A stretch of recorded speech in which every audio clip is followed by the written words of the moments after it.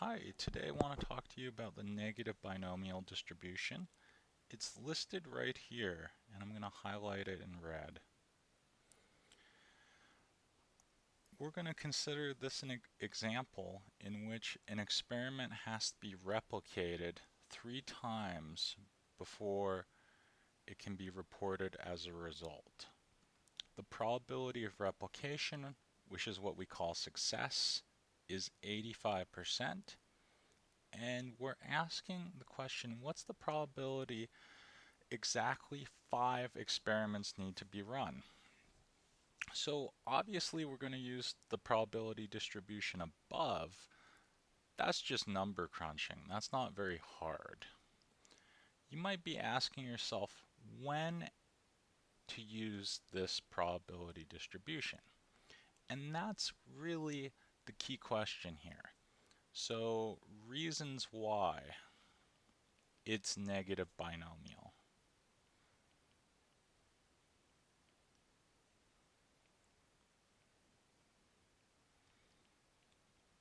Here, what is random is the number of times that you have to repeat the trial or the experiment.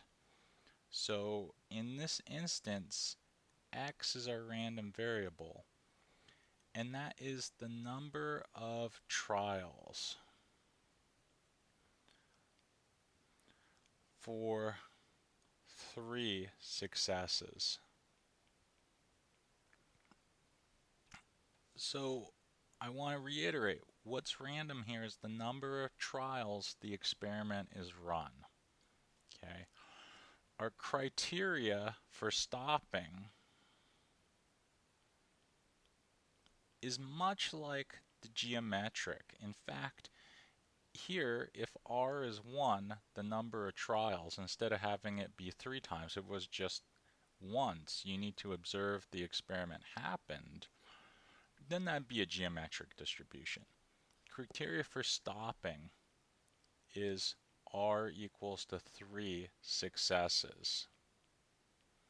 So these are all reasons or you might need more than one reason to use this formula. In fact, we kind of need all of them.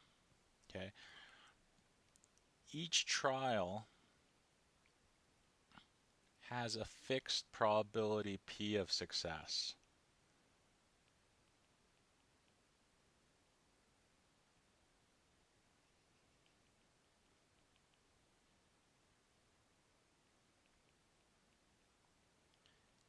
And here P is equal to 0.85. And finally, one other critical assumption. So, you could also label this as assumptions if you wanted, or reasons why, is we're going to assume the success or failure of each trial is independent. That is, one trial doesn't affect the outcome of the next.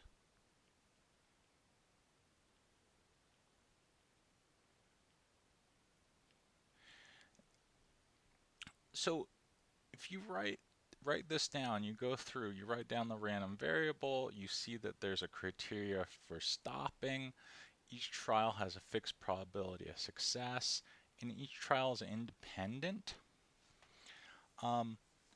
You can go ahead and identify it with the negative binomial distribution. One other thing, which is implicit, but I'll write down it as another reason, is that there's not a fixed number of trials.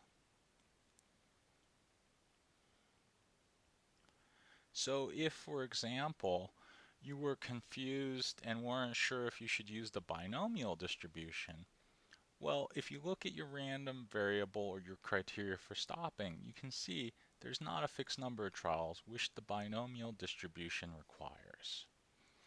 Okay, so now all that's left is to write down this formula.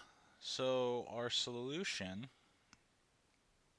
is probability x equals 3, or excuse me, x equals 5, my bad, because it's 5 experiments for 3 successes. Well, this is going to be 5 minus 1, choose 3 minus 1,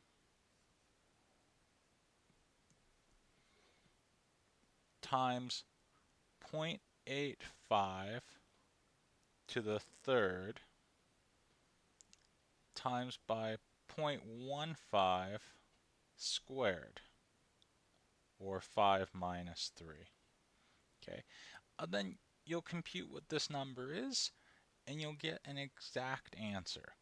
I'll leave that for you to do in your calculator. Again, I just want to emphasize the hard part here was not in using this formula, but in knowing that it's a negative binomial distribution. And the reasoning is in this box. Okay, so you have to ask yourself these questions with each problem. Thank you very much.